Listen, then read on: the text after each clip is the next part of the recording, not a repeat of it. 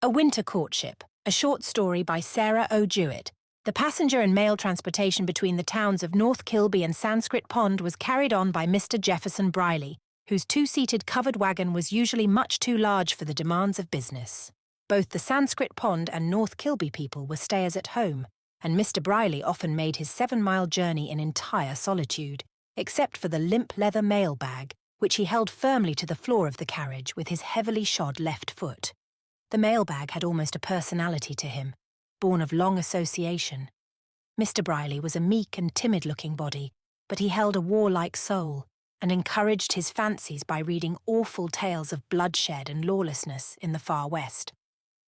Mindful of stage robberies and train thieves, and of express messengers who died at their posts, he was prepared for anything, and although he had trusted to his own strength and bravery these many years, he carried a heavy pistol under his front seat cushion for better defence. This awful weapon was familiar to all his regular passengers, and was usually shown to strangers by the time 2 of the 7 miles of Mr. Briley's route had been passed. The pistol was not loaded. Nobody, at least not Mr. Briley himself, doubted that the mere sight of such a weapon would turn the boldest adventurer aside. Protected by such a man and such a piece of armament, one grey Friday morning in the edge of winter, Mrs. Fanny Tobin was travelling from Sanskrit Pond to North Kilby. She was an elderly and feeble-looking woman, but with a shrewd twinkle in her eyes, and she felt very anxious about her numerous pieces of baggage and her own personal safety. She was enveloped in many shawls and smaller wrappings, but they were not securely fastened, and kept getting undone and flying loose, so that the bitter December cold seemed to be picking a lock now and then, and creeping in to steal away the little warmth she had. Mr. Briley was cold too, and could only cheer himself by remembering the valour of those pony express drivers of the pre-railroad days, who had to cross the Rocky Mountains on the Great California route. He spoke at length of their perils to the suffering passenger, who felt none the warmer, and at last gave a groan of weariness. "How fur did you say it was now?" "I do know's I said, Miss Tobin," answered the driver with a frosty laugh. "You see them big pines and the side of a barn just this way with them yellow circus bills. That's my 3-mile mark." "Be we got 4 more to make? Oh, my laws," mourned Mrs. Tobin. "Urge the beast, can't you, Jeffson? I ain't used to being out in such bleak weather. Seems if I couldn't get my breath. I'm all pinched up and wiggling with shivers now. 'T ain't no use letting the hoss go step-a-tie-step this fashion." "Landy me!" exclaimed the affronted driver. "I don't see why folks expects me to race with the cars. Everybody that gets in wants me to run the hoss to death on the road. I make a good average of time, and that's all I can do. If you was to go back and forth every day, but Sabbath for 18 years, you'd want to ease it all you could and let those thrash the spokes out of their wheels that wanted to. North Kilby, Mondays, Wednesdays and Fridays. Sanskrit Pond, Tuesdays, Thursdays and Saturdays. Me and the beast done it 18 years together, and the creature warn't, so to say, young when we begun it, nor I neither. I really didn't know she'd hold out till this time. There, get up, will ye, old mare?" As the beast of burden stopped short in the road. There was a story that Jefferson gave this faithful creature a rest 3 times a mile, and took 4 hours for the journey by himself, and longer whenever he had a passenger. But in pleasant weather, the road was delightful, and full of people who drove their own conveyances, and liked to stop and talk.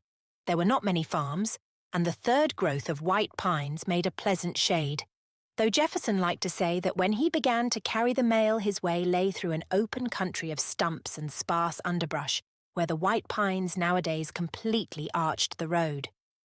They had passed the barn with circus posters, and felt colder than ever when they caught sight of the weather-beaten acrobats in their tights. "My gorry!" exclaimed Widow Tobin. "Them poor creatures looks as cheerless as little birch trees in snow-time. I hope they dresses 'em warmer this time o' year. Now there, look at that one jumping through the little hoop, will ye?" "He couldn't get himself through there with 2 pair of pants on," answered Mr. Briley. "I expect they must have to keep limber as eels. I used to think when I was a boy that it was the only thing I could ever be reconciled to do for a living. I set out to run away and follow a roving showman once, but Mother needed me to home. There weren't nobody but me and the little gals. You ain't the only one that's been disappointed of their heart's desire, said Mrs. Tobin sadly. 'T warn't so that I could be spared from home to learn the dressmaker's trade. 'T would have come handy later on, I declare, answered the sympathetic driver, being as you went and had such a passel of gals to clothe and feed. There, them that's living is all well off now, but it must have been some inconvenient for you when they was small. Yes, Mr. Briley, but then I've had my mercies too, said the widow somewhat grudgingly. I take it master hard now, though, having to give up my own home and live round from place to place if they be my own children. There was Adeline and Susan Ellen fussing and bickering yesterday about who'd got to have me next, and Lord be thanked, they both wanted me right off, but I hated to hear 'em talking of it over. I'd rather live to home and do for myself. I've got considerable use to boarding, said Jefferson, since Mam died, but it made me ache along at the fust on't, I tell ye. Being on the roads I couldn't do no ways at keeping house. I should want to keep right there and see to things. Course you would, replied Mrs. Tobin, with a sudden inspiration of opportunity which sent a welcome glow all over her. Course you would, Jeffson. She leaned toward the front seat. That is to say, unless you had just the right one to do it for ye. And Jefferson felt a strange glow also, and a sense of unexpected interest and enjoyment. See here, Sister Tobin, he exclaimed with enthusiasm. Why can't ye take the trouble to shift seats and come front here long o' me? We could put one buffalo top o' the other. They're both wearing thin and set close, and I do know but we should be more protected against the weather. Well, I couldn't be no colder if I was froze to death, answered the widow with an amiable simper. Don't ye let me delay you, nor put you out, Mr. Briley. I don't know's I'd set forth today if I'd known it was so cold, but I had all my bundles done up, and I ain't one that puts my hand to the plough and looks back, according to Scripture. You wouldn't wanted me to ride all them 7 miles alone? Asked the gallant Briley sentimentally, as he lifted her down and helped her up again to the front seat. She was a few years older than he, but they had been schoolmates, and Mrs. Tobin's youthful freshness was suddenly revived to his mind's eye. She had a little farm, there was nobody left at home now but herself, and so she had broken up housekeeping for the winter. Jefferson himself had savings of no mean amount. They tucked themselves in and felt better for the change, but there was a sudden awkwardness between them. They had not had time to prepare for an unexpected crisis. They say Elder Bickers, over to East Sanskrit, has been and got married again to a gal that's 4 year younger than his oldest daughter, proclaimed Mrs. Tobin presently. Seems to me it was fool's business. I view it so, said the stage driver. There's going to be a mild, open winter for that family. What a joker you be for a man that's had so much responsibility, smiled Mrs. Tobin, after they had done laughing. Ain't you never afraid carrying mail matter and such valuable stuff that you'll be set on and robbed, specially by night? Jefferson braced his feet against the dasher under the worn buffalo skin. It is kinda scary, or would be for some folks, but I'd like to see anybody get the better of me. I go armed, and I don't care who knows it. Some of them drover men that comes from Canady looks as if they didn't care what they did, but I look 'em right in the eye every time. Men folks is brave by nature, said the widow admiringly. You know how Tobin would let his fist ride out at anybody that undertook to sass him. Town meeting days, if he got disappointed about the way things went, he'd lay 'em out in Winrose, and if he hadn't been a church member, he'd been a real fighting character. I was always 'fraid to have him roused, for all he was so willing and meechin' to home, and set round clever as anybody. My Susan Ellen used to boss him same's the kitten when she was 4-year-old. I've got a kind of a sideways cant to my nose that Tobin give me when we was to school. I don't know's you ever noticed it, said Mr. Briley. We was scuffling as lads will. I never bore him no kind of a grudge. I pitied ya when he was taken away. I really did now, Fanny. I liked Tobin first rate, and I liked you. I used to say you was the handsomest girl to school. Let me see your nose. 'Tis all straight for what I know, said the widow gently, as with a trace of coyness she gave a hasty glance.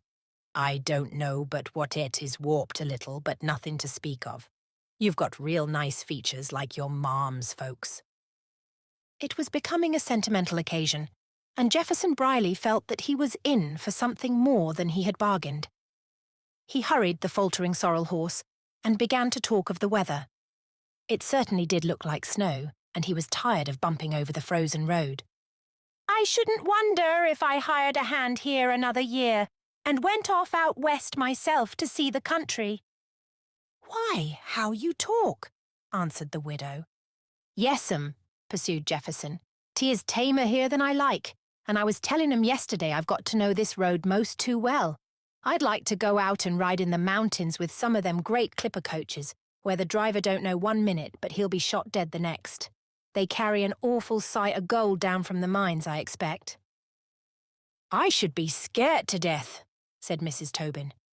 "What creatures men folks be to like such things. Well, I do declare." "Yes," explained the mild little man. "There's sights of desperadoes makes a handsome living out of following them coaches and stopping and robbing 'em clean to the bone. Your money or your life." And he flourished his stub of a whip over the sorrel mare. "Landy me! You make me run all of a cold creep. Do tell something heartening this cold day. I shall dream bad dreams all night." "They put on black crape over their heads," said the driver mysteriously. "Nobody knows who most on 'em be, and like as not some of them fellows come of good families. They've got so they stop the cars and go right through 'em bold as brass. I could make your hair stand on end, Miss Tobin, I could so." "I hope none on 'em'll get round our way, I'm sure," said Fanny Tobin. "I don't want to see none on 'em in their crape bunnets coming after me." "I ain't going to let nobody touch a hair of your head." And Mr. Briley moved a little nearer and tucked in the buffaloes again. "I feel considerable warm to what I did," observed the widow by way of reward. "There, I used to have my fears," Mr. Briley resumed, with an inward feeling that he never would get to North Kilby Depot a single man. "But you see, I hadn't nobody but myself to think of. I've got cousins, as you know, but nothing nearer, and what I've laid up would soon be parted out. And, well, I suppose some folks would think of me if anything was to happen." Mrs. Tobin was holding her cloud over her face. The wind was sharp on that bit of open road, but she gave an encouraging sound, between a groan and a chirp. "'Twouldn't be like nothing to me not to see you driving by," she said after a minute. "I shouldn't know the days of the week. I says to Susan Ellen last week I was sure it was Friday, and she said no, it was Thursday, but next minute you drove by and heading toward North Kilby, so we found I was right." "I've got to be a feature of the landscape," said Mr. Briley plaintively. "This kind of weather the old mare and me, we wish we was done with it and could settle down kind of comfortable. I've been looking this good while as I drove the road, and I've picked me out a piece of land 2 or 3 times. But I can't abide the thought of building. 'Twould plague me to death, and both Sister Peak to North Kilby and Miss Deacon Ash to the pond. They vie with one another to do well by me. Fear I'll like the other stopping place best." "I shouldn't covet living longer neither one of them women," responded the passenger with some spirit. "I see some of Miss Peak's cooking to a farmer's supper once when I was visiting Susan Ellen's folks, and I says, 'Deliver me from sech pale-complected baked beans as them,' and she give a kind of a quack. She was set in jest at my left hand and couldn't help hearing of me. I wouldn't have spoken if I had known, but she needn't have let on they was hers and make everything unpleasant. 'I guess them beans taste just as well as other folks,' says she, and she wouldn't never speak to me afterward." "Do knows I blame her," ventured Mr. Briley. "Women folks is dreadful pudgicky about their cooking. I've always heard you was one of the best of cooks, Miss Tobin. I know them doughnuts and things you've give me in times past when I was driving by. Wish I had some on 'em now. I never let on, but Miss Ash's cooking's the best by a long chalk. Miss Peak's handy about some things, and looks after mending of me up." "It do seem as if a man of your years and your quiet make ought to have a home you could call your own," suggested the passenger. "I kind of hate to think of your banging here and boarding there, and one old woman mending, and the other setting you down to meals that likes not don't agree with ye." "Law, now, Miss Tobin, lee's not fuss round no longer," said Mr. Briley impatiently. "You know you covet me same's I do you." "I don't nother," Don't you go and say foolish things you can't stand to. I've been trying to get a chance to put in a word with you ever since. Well, I expected you'd want to get your feelings kinda calloused after losing Tobin. There's nobody can fill his place, said the widow. I do know, but I can fight for your town meeting days on a pinch, urged Jefferson boldly. I never see the beat of you men for conceit, and Mrs. Tobin laughed. I ain't going to bother with you, gone half the time as you be, and carrying on with your Miss Peaks and Miss Ashes. I dare say you've promised yourself to both on 'em 20 times. I hope to gracious if I ever breathed a word to none on 'em, protested the lover. Tain't for lack o' opportunities set afore me, nother. And then Mr. Briley craftily kept silence, as if he had made a fair proposal, and expected a definite reply. The lady of his choice was, as she might have expressed it, much beat about. As she soberly thought, she was getting along in years, and must put up with Jefferson all the rest of the time. It was not likely she would ever have the chance of choosing again, though she was one who liked variety. Jefferson wasn't much to look at, but he was pleasant and appeared boyish and young-feeling. I do knows I should do better, she said unconsciously and half aloud. Well, yes, Jefferson, seeing it's you. But we're both on us kind of old to change our situation. Fanny Tobin gave a gentle sigh. Hooray, said Jefferson. I was scared you meant to keep me suffering here a half an hour. I declare I'm more pleased than I calculated on, and I expected till lately to die a single man. 'Twould really have been a shame. 'Tain't nature, said Mrs. Tobin with confidence. I don't see how you held out so long with being solitary. I'll hire a hand to drive for me, and we'll have a good, comfortable winter, me and you and the old sorrel. I've been promising of her a rest this good while. Better keep her a-steppin', urged thrifty Mrs. Fanny. She'll stiffen up, master, and disappint you come spring. You'll have me now, won't ye, sartin? Pleaded Jefferson to make sure. You ain't one of them that plays with a man's feelings. Say right out you'll have me. I suppose I shall have to, said Mrs. Tobin somewhat mournfully. I feel for Miss Peake and Miss Ash, poor creatures. I expect they'll be hard-shipped. They've always been hard-worked, and may have kind of looked forward to a little ease, but one on 'em would be left lamenting anyhow. And she gave a girlish laugh. An air of victory animated the frame of Mrs. Tobin. She felt but 25 years of age. In that moment she made plans for cutting her Briley's hair and making him look smartened up and ambitious. Then she wished that she knew for certain how much money he had in the bank. Not that it would make any difference now. He needn't bluster none before me, she thought gaily. He's harmless as a fly. Who'd have thought we'd done such a piece of engineering when we started out? Inquired the dear one of Mr. Briley's heart, as he tenderly helped her to alight at Susan Ellen's door. Both on us, just the least grain, answered the lover. Give me a good smack now, you clever creature. And so they parted. Mr. Briley had been taken on the road in spite of his pistol.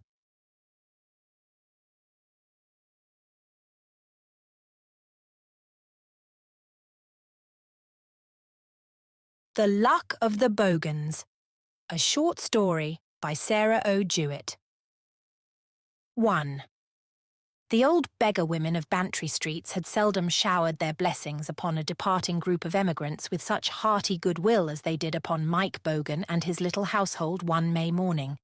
Peggy Muldoon, she of the game leg and green-patched eye and limber tongue, steadied herself well back against the battered wall at the street corner and gave her whole energy to a torrent of speech unusual to even her noble powers. She would not let Mike Bogan go to America unsaluted and unblessed. She meant to do full honour to this second cousin, once removed, on the mother's side. Yirra, Mike Bogan, is it yourself, then, going away bean't the says? She began with true dramatic fervour. Let poor ould Peg take her last look on your laughing face, me darling. She'll be under the ground this time next year, God give her grace, and you far away lavin to strange spades the worrock of haping the sods of her grave. Give me one last look at me darling lad wid his swate Biddy and the shield.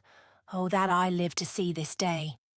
Peg's companions, old Margaret Dunn and Biddy O'Hearn and no-legged Tom Wynne, the fragment of a once active sailor who propelled himself by a low truckle cart and 2 short sticks. These interesting members of society heard the shrill note of their leader's eloquence and suddenly appeared like beetles out of unsuspected crevices nearby. The sidecar, upon which Mike Bogan and his wife and child were riding from their little farm outside the town to the place of departure, was stopped at the side of the narrow street.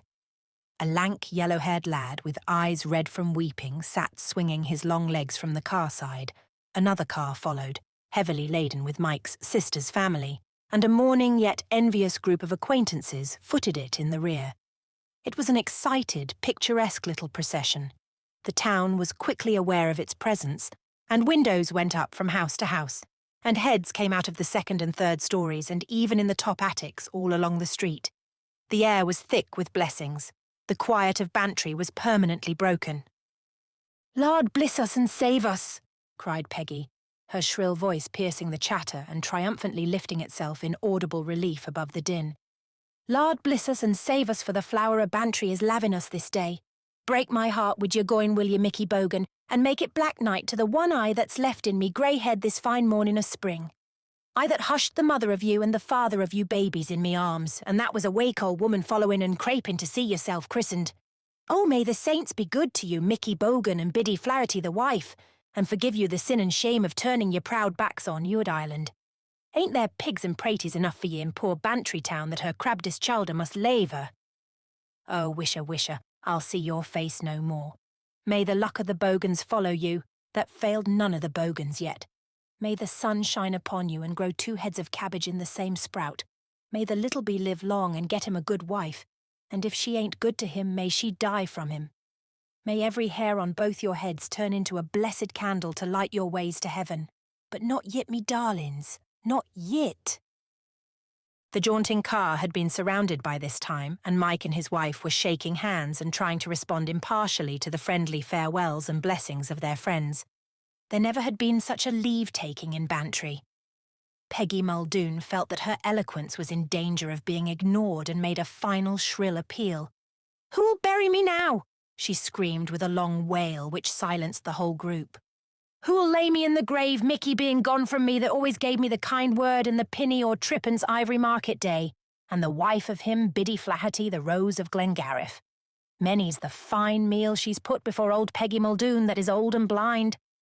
"Oh, give the odd sowl a pinny now," said a sympathetic voice. "It will bring you luck, more power to you."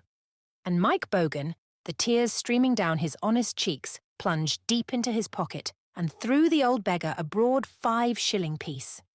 It was a monstrous fortune to Peggy. Her one eye glared with joy. The jaunting car moved away while she fell flat on the ground in apparent excess of emotion. The farewells were louder for a minute. Then they were stopped. The excitable neighbourhood returned to its business or idleness, and the street was still. Peggy rose rubbing an elbow, and said with the air of a queen to her retinue, "Come away now, poor crathers, so we'll drink long life to him." And Margaret Dunn and Biddy O'Hearn and no-legged Tom Wynne with his truckle cart disappeared into an alley.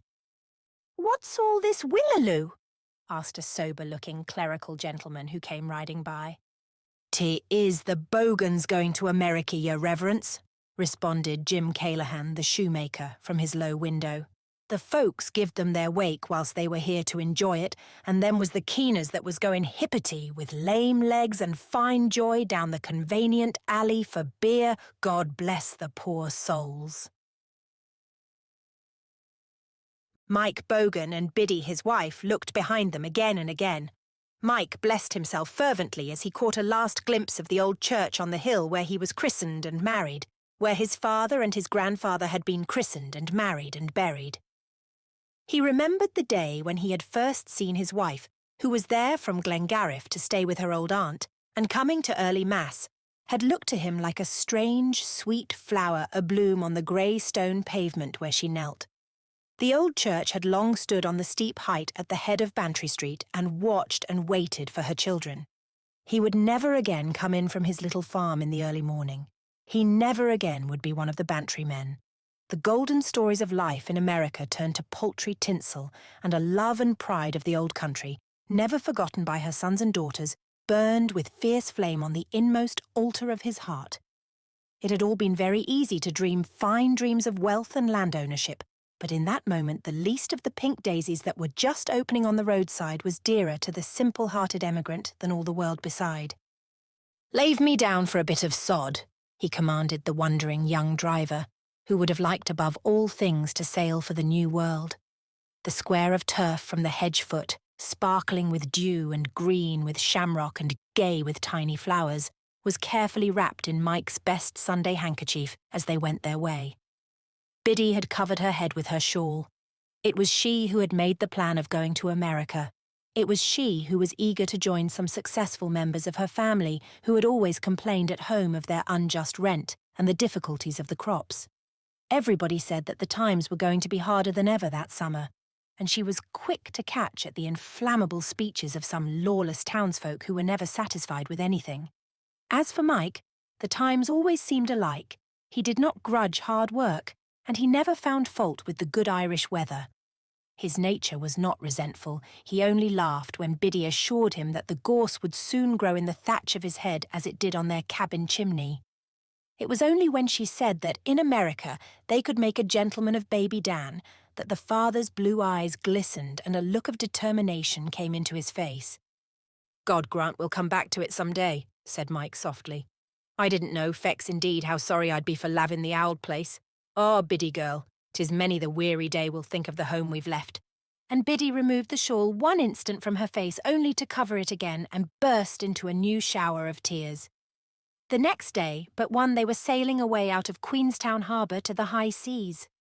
Old Ireland was blurring its green and purple coasts moment by moment. Kinsale lay low, and they had lost sight of the white cabins on the hillsides and the pastures golden with furze. Hours before the old women on the wharves had turned away from them, shaking their great cap borders. Hours before their own feet had trodden the soil of Ireland for the last time. Mike Bogan and Biddy had left home. They were well on their way to America. Luckily, nobody had been with them at last to say goodbye. They had taken a more or less active part in the piteous general leave-taking at Queenstown, but those were not the faces of their own mothers or brothers to which they looked back as the ship slid away through the green water. "Well, sure, we're gone now," said Mike, setting his face westward and tramping the steerage deck. "I like the say too, I belave. Me own grandfather was a sailor, and 'tis a fine life for a man. Here's little Dan going to America and niver mistrustin'. We'll be sending the gossoon back again, rich and fine, to the owld place by and by. 'Tis through for us, Biddy." But Biddy, like many another woman, had set great changes in motion, and then longed to escape from their consequences. She was much discomposed by the ship's unsteadiness. She accused patient Mike of having dragged her away from home and friends. She grew very white in the face, and was helped to her hard steerage berth, where she had plenty of time for reflection upon the vicissitudes of seafaring. As for Mike, he grew more and more enthusiastic day by day over their prospects as he sat in the shelter of the bulkhead and tended little Dan and talked with his companions as they sailed westward. Who of us have made enough kindly allowance for the homesick, quick-witted, ambitious Irish men and women who have landed every year with such high hopes on our shores? There are some of a worse sort, of whom their native country might think itself well rid. But what thrifty New England housekeeper who takes into her home one of the pleasant-faced little captive maids from Southern Ireland has half understood the change of surroundings? That was a life in the open air under falling showers and warm sunshine, a life of wit and humour, of lavishness and lack of provision for more than the passing day, of constant companionship with one's neighbours, and a cheerful serenity and lack of nervous anticipation born of the vicinity of the Gulf Stream. The climate makes the characteristics of Cork and Kerry. The fierce energy of the Celtic race in America is forced and stimulated by our own keen air. The beauty of Ireland is little hinted at by an average, orderly New England town. Many a young girl, and many a blundering, sturdy fellow, is heartsick with the homesickness and restraint of his first year in this golden country of hard work. To so many of them, a house has been but a shelter for the night, a sleeping place. If you remember that, you do not wonder at fumbling fingers or impatience with our houses full of trinkets.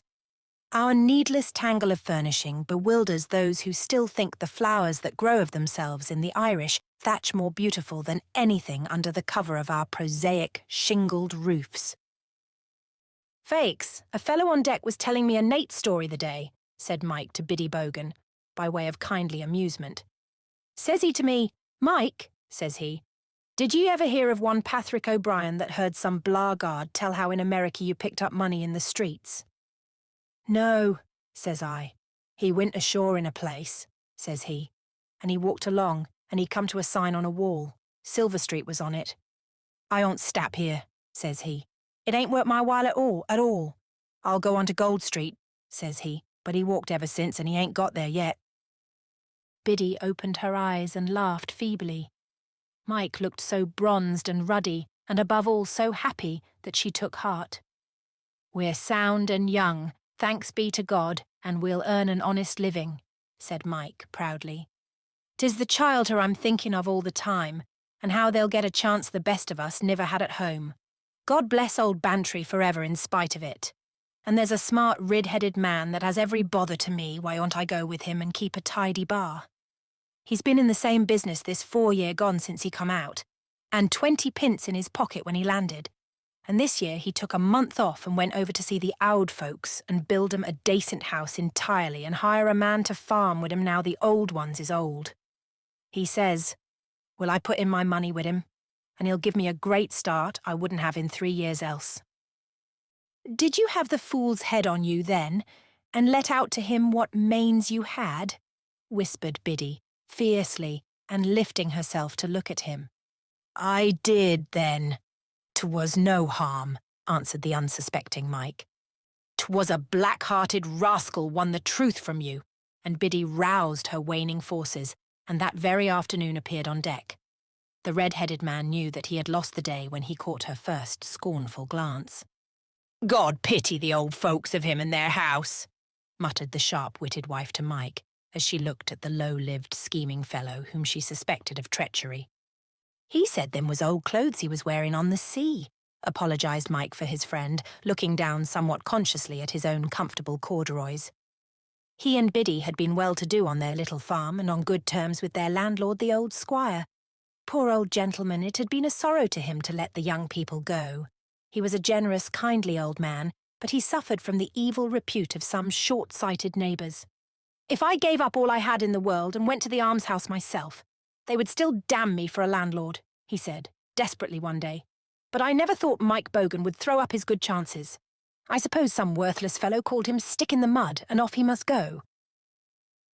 There was some unhappiness at first for the young people in America. They went about the streets of their chosen town for a day or two, heavy-hearted with disappointment. Their old neighbours were not housed in palaces after all, as the letters home had suggested, and after a few evenings of visiting and giving of messages, and a few days of aimless straying about, Mike and Biddy hired 2 rooms at a large rent up 3 flights of stairs, and went to housekeeping. Little Dan rolled down 1 flight the first day. No more tumbling on the green turf among the daisies for him, poor baby boy. His father got work at the forge of a carriage shop, having served a few months with a smith at home, and so taking rank almost as a skilled labourer. He was a great favourite speedily. His pay was good, at least it would have been good if he had lived on the old place among the fields. But he and Biddy did not know how to make the most of it here, and Dan had a baby sister presently to keep him company, and then another, and there they lived upstairs in the heat, in the cold, in daisy time and snow time. And Dan was put to school and came home with a knowledge of sums in arithmetic which set his father's eyes dancing with delight, but with a knowledge besides of foul language and a brutal way of treating his little sisters when nobody was looking on.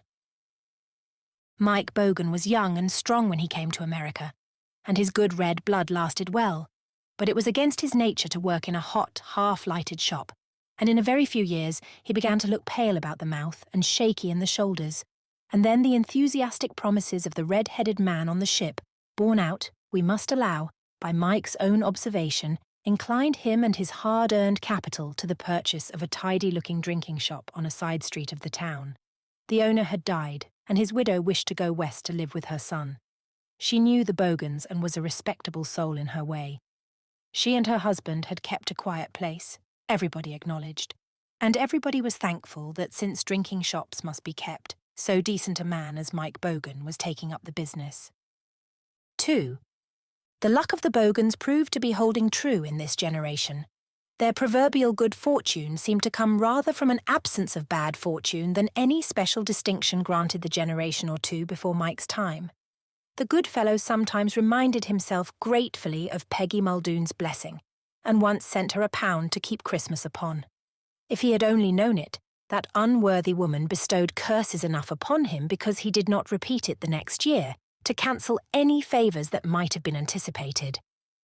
Good news flew back to Bantry of his prosperity, and his comfortable home above the store was a place of reception and generous assistance to all the westward straying children of Bantry. There was a bit of garden that belonged to the estate, the fences were trig and neat, and neither Mike nor Biddy were persons to let things look shabby while they had plenty of money to keep them clean and whole. It was Mike who walked behind the priest on Sundays when the collection was taken. It was Mike whom good Father Miles trusted more than any other member of his flock, whom he confided in and consulted, whom perhaps his reverence loved best of all the parish, because they were both Bantry men, born and bred. And nobody but Father Miles and Biddy and Mike Bogan knew the full extent of the father's and mother's pride and hope in the cleverness and beauty of their only son. Nothing was too great, and no success seemed impossible when they tried to picture the glorious career of little Dan. Mike was a kind father to his little daughters, but all his hope was for Dan. It was for Dan that he was pleased when people called him Mr. Bogan in respectful tones, and when he was given a minor place of trust at town elections, he thought with humble gladness that Dan would have less cause to be ashamed of him by and by when he took his own place as gentleman and scholar. For there was something different about Dan from the rest of them, plain Irish folk that they were. Dan was his father's idea of a young lord. He would have liked to show the boy to the old squire and see his look of surprise. Money came in at the shop door in a steady stream. There was plenty of it put away in the bank, and Dan must wear well-made clothes and look like the best fellows at the school. He was handsomer than any of them. He was the best and quickest scholar of his class. The president of the great carriage company had said that he was a very promising boy more than once, and had put his hand on Mike's shoulder as he spoke. Mike and Biddy, dressed in their best, went to the school examinations year after year and heard their son do better than the rest, and saw him noticed and admired. For Dan's sake, no noisy men were allowed to stay about the shop. Dan himself was forbidden to linger there, and so far the boy had clear, honest eyes, and an affectionate way with his father that almost broke that honest heart with joy. They talked together when they went to walk on Sundays, and there was a plan, increasingly interesting to both, of going to Old Bantry some summer, just for a treat. Oh, happy days! They must end as summer days do, in winter weather. There was an outside stair to the 2 upper stories where the Bogans lived above their place of business, and late one evening, when the shop shutters were being clasped together below, Biddy Bogan heard a familiar heavy step and hastened to hold her brightest lamp in the doorway. "God save you," said his reverence Father Miles, who was coming up slowly, and Biddy dropped a decent courtesy and devout blessing in return. His reverence looked pale and tired, and seated himself wearily in a chair by the window, while Biddy coasted round by a bedroom door to whist at 2 wakeful daughters who were teasing each other and chattering in bed. "'Tis long since we saw you here, sir," she said respectfully. "'Tis warm weather indade for you to be about the town, and folks sick and dying and needing your help, sir. Mike'll be up now, your reverence. I hear him below." Biddy had grown into a stout mother of a family, red-faced and bustling. There was little likeness left to the Rose of Glengariff, with whom Mike had fallen in love at early mass in Bantry Church. But the change had been so gradual that Mike himself had never become conscious of any damaging difference. She took a fresh loaf of bread and cut some generous slices and put a piece of cheese and a knife on the table within reach of Father Miles's hand. "I suppose 'tis waste of time to give you more, so it is," she said to him. "Bread and cheese and no better will you ate, I suppose, sir?" And she folded her arms across her breast and stood looking at him. "How is the luck of the Bogans today?" asked the kind old man, The head of the school, I make no doubt. And at this moment, Mike came up the stairs and greeted his priest with reverent affection. "You're looking faint, sir," he urged. "Biddy, get a glass now. We're quite by ourselves, sir, and I've something for sickness that's very soft and fine entirely." "Well, well, this one's then," answered Father Miles doubtfully. "I've had a hard day." He held the glass in his hand for a moment and then pushed it away from him on the table. "Indeed, it's not wrong in itself," said the good priest, looking up presently, as if he had made something clear to his mind. "The wrong is in ourselves to make beasts of ourselves with taking too much of it. I don't shame me with this glass of the best that you've poured for me. My own sin is in the coffee pot. It wilds my head when I've got most use for it, and I'm sure of an aching pate. God forgive me for indulgence, but I must have it for my breakfast now and then. Give me a bit of bread and cheese. Yes, that's what I want, Bridget." And he pushed the glass still farther away. "I've been at a sorry place this night," he went on a moment later. "The smell of the stuff can't but remind me. 'Tis a comfort to come here and find your house so clean and decent, and both of you looking me in the face. God save all poor sinners." And Mike and his wife murmured assent. "I wish to God you were out of this business, and every honest man with you," said the priest, suddenly dropping his fatherly bantry good fellowship, and making his host conscious of the solemnity of the church altar. "'Tis a decent shop you keep, Mike, my lad, I know. I know no harm of it, but there are weak souls that can't master themselves, and the drink drags them down. There's little use in doing away with the shops, though. We've got to make young men strong enough to let drink alone. The drink will always be in the world. Here's your bright young son. What are they teaching him at his school, do you know? Has his character grown? Do you think, Mike Bogan? And is he going to be a man for good? And to help decent things get a start and bad things to keep their place? I don't care how he does his sums, so I don't if he has no character, and they may fight about beer and fight about temperance and carry their Father Matthew flags flying high, so they may, and it's all no good. Lesson we can raise the young folks up above the place where drink and shame can touch them." "God grant us help," he whispered, dropping his head on his breast. "I'm getting to be an old man myself, and I've never known the temptation that's like a hounding devil to many men. I can let drink alone. God pity those who can't. Keep the young lads out from it, Mike. You're a good fellow, you're careful, but poor human souls are weak, God knows." "'T is through for you, indade, sir," responded Biddy. Her eyes were full of tears at Father Miles's tone and earnestness, but she could not have made clear to herself what he had said. "Will I put a drap more of wather in it, your riverence?" she suggested. But the priest shook his head gently, and taking a handful of parish papers out of his pocket, proceeded to hold conference with the master of the house. Biddy waited a while and at last ventured to clear away the good priest's frugal supper. She left the glass, but he went away without touching it, and in the very afterglow of his parting blessing, she announced that she had the makings of a pain within, and took the cordial with apparent approval. Mike did not make any comment. He was tired, and it was late, and long past their bedtime.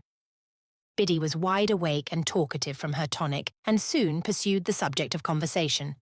"What set the father out with talking, I do know?" she inquired a little ill-humouredly. "'Twas through for him that we kape a dacent shop anyhow, and how will it be in the way of poor Danny when it's finding the mains to put him where he is?" "'Twant that he mint at all," answered Mike from his pillow. "Didn't you hear what he said?" After endeavouring fruitlessly to repeat it in his own words, "He's right, sure, about Abi's getting them books and having no character. He thinks well of Danny, and he knows no harm of him. Wisha! What'll we do with that bye, Biddy, I do know. Father," says he to me today, "why couldn't you wait and bring me into the world on American soil?" says he. "And maybe I'd been president," says he, and it was the truth for him. "I'd rather for him to be a priest myself," replied the mother.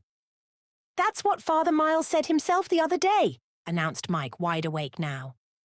"I wish he'd the makings of a good priest," said he. "There'll soon be need of good men and hard picking for 'em too," said he, and he let a great sigh. "'Tis money they want and place they want. Most of them blackguard bees in the seminary.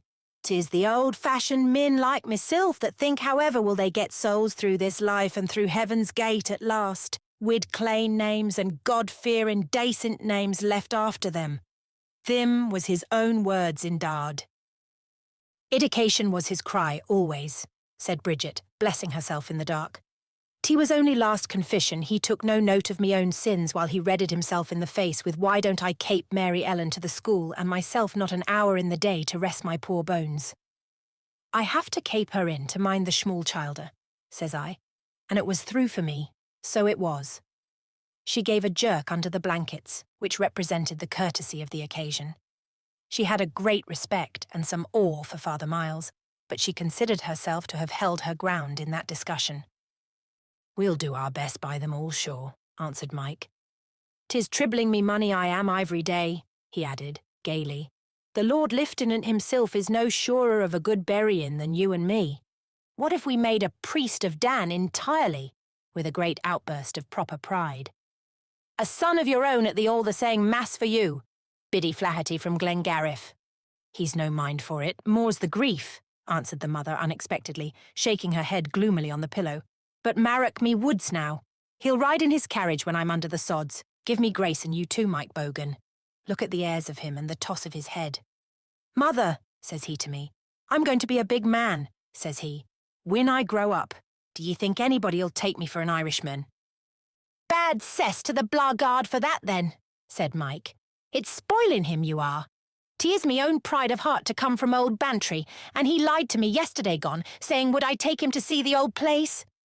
Wisha, he's got too much tongue and he's spending me money for me." But Biddy pretended to be falling asleep. This was not the first time that the honest pair had felt anxiety creeping into their pride about Dan. He frightened them sometimes, he was cleverer than they, and the mother had already stormed at the boy for his misdemeanours, in her garrulous fashion, but covered them from his father notwithstanding. She felt an assurance of the merely temporary damage of wild oats. She believed it was just as well for a boy to have his freedom and his fling. She even treated his known lies as if they were truth. An easy-going, comfortable soul was Biddy, who with much shrewdness and only a trace of shrewishness got through this evil world as best she might. The months flew by. Mike Bogan was a middle-aged man, and he and his wife looked somewhat elderly as they went to their pew in the broad aisle on Sunday morning. Danny usually came too, and the girls, but Dan looked contemptuous as he sat next his father and said his prayers perfunctorily. Sometimes he was not there at all, and Mike had a heavy heart under his stiff best coat. He was richer than any other member of Father Miles's parish, and he was known and respected everywhere as a good citizen. Even the most ardent believers in the temperance cause were known to say that little mischief would be done if all the rum-sellers were such men as Mr. Bogan. He was generous and, in his limited way, public-spirited. He did his duty to his neighbour as he saw it.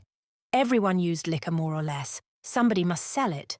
But a low groggery was as much a thing of shame to him as to any man. He never sold to boys, or to men who had had too much already.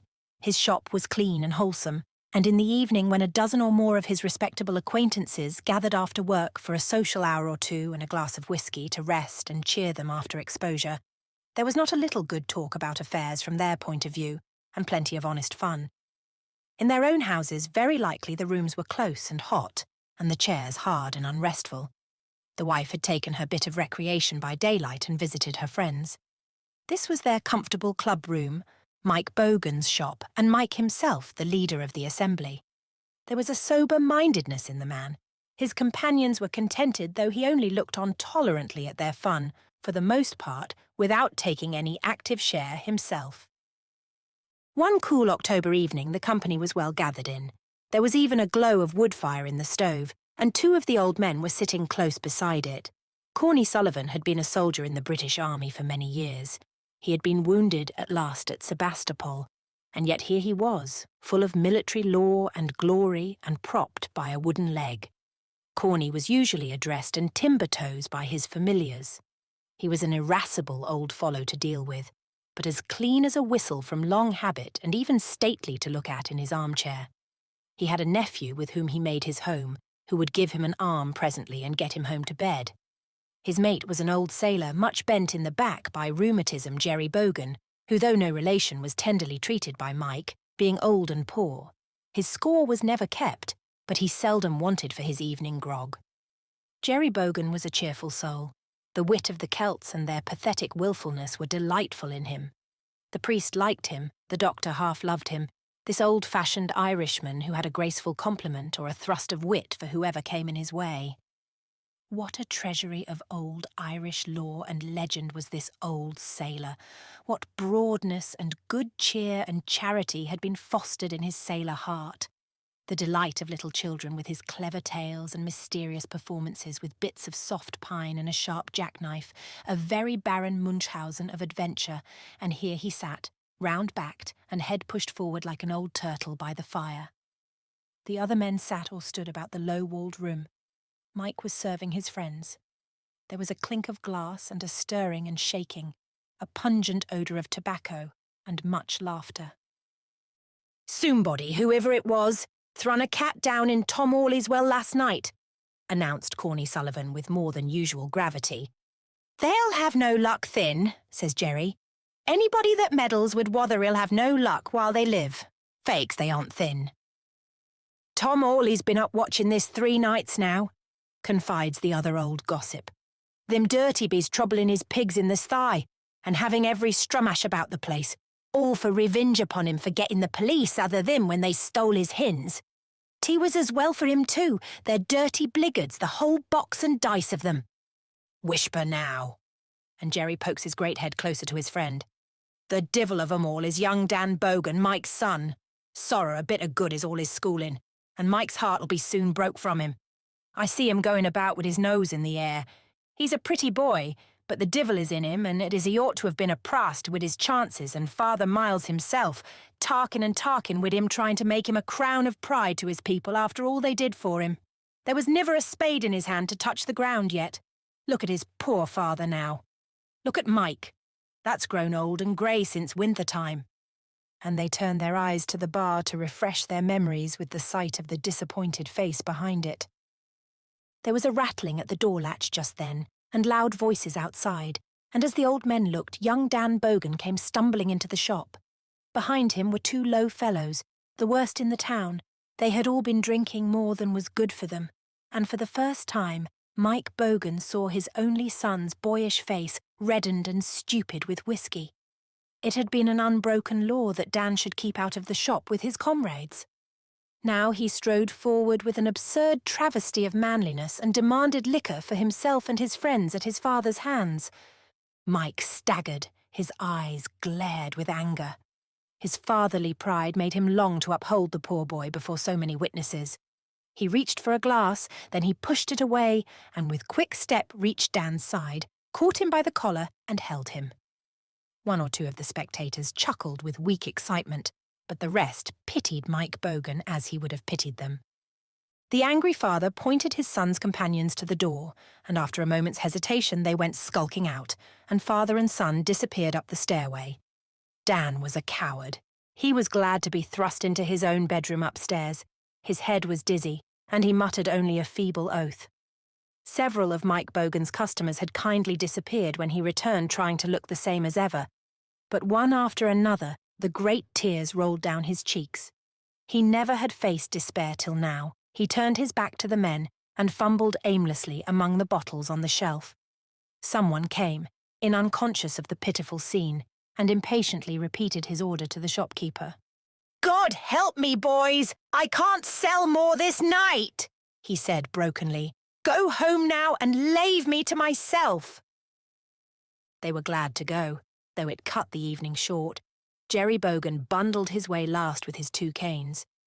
"Send the bee to say," he advised in a gruff whisper. "Send him out with a good captain now, Mike. 'Twill make a man of him yet." A man of him yet! Alas, alas, for the hopes that had been growing so many years. Alas for the pride of a simple heart. Alas for the day Mike Bogan came away from sunshiny old Bantry with his baby son in his arms for the sake of making that son a gentleman.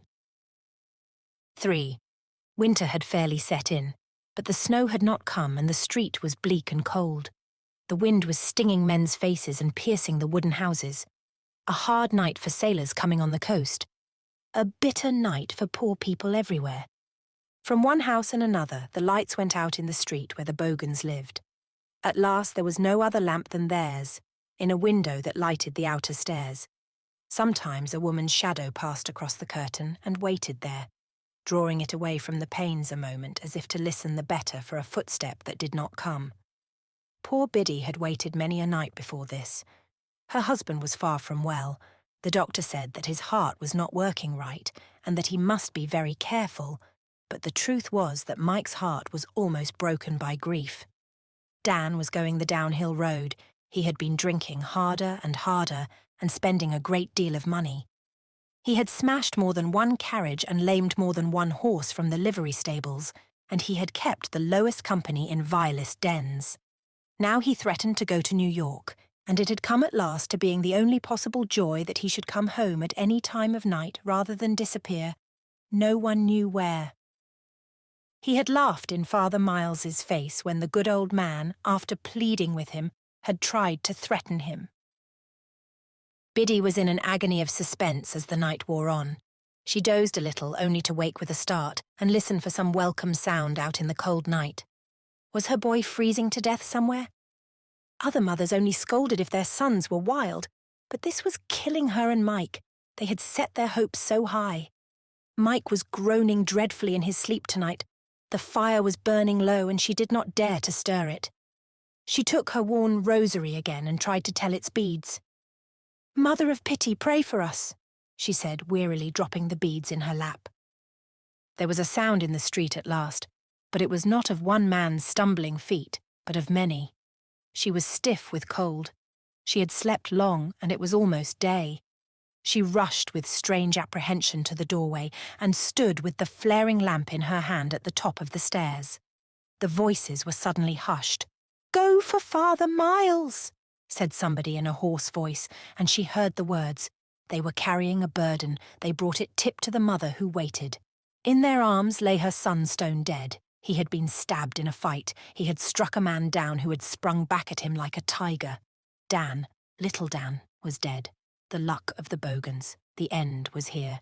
And a wail that pierced the night and chilled the hearts that heard it was the first message of sorrow to the poor father in his uneasy sleep. The group of men stood by. Some of them had been drinking, but they were all awed and shocked. You would have believed every one of them to be on the side of law and order. Mike Bogan knew that the worst had happened. Biddy had rushed to him and fallen across the bed. For 1 minute, her aggravating shrieks had stopped. He began to dress himself, but he was shaking too much. He stepped out to the kitchen and faced the frightened crowd. "Is my son dead, then?" asked Mike Bogan of Bantry, with a piteous quiver of the lip, and nobody spoke. There was something glistening and awful about his pleasant Irish face. He tottered where he stood. He caught at a chair to steady himself. "The luck of the Bogans, is it?"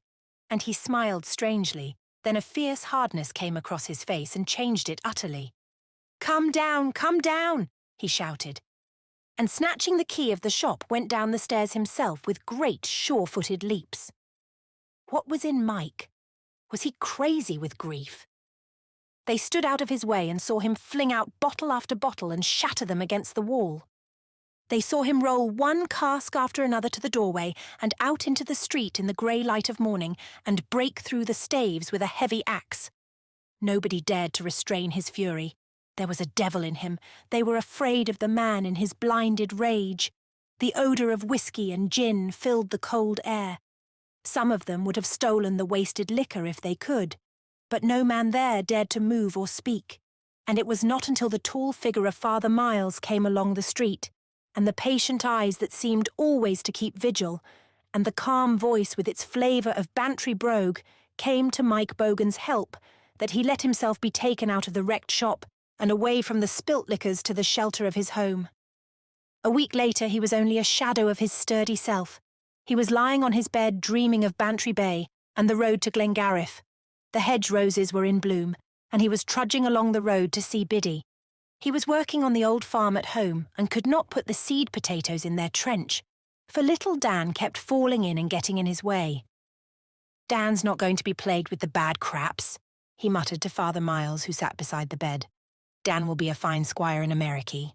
But the priest only stroked his hand as it twitched and lifted on the coverlet. What was Biddy doing, crying and putting the candles about him? Then Mike's poor brain grew steady. "Oh, my God, if we were back in Bantry! I saw the gorse blooming in the tatch, do you know? Oh, wisha the poor at home and the green praties that day we come from it, with our luck smiling us in the face." "Whist, darling, Cape aisy, darling," mourned Biddy, with a great sob. Father Miles sat straight and stem in his chair by the pillow. He had said the prayers for the dying, and the holy oil was already shining on Mike Bogan's forehead. The keeners were swaying themselves to and fro there where they waited in the next room.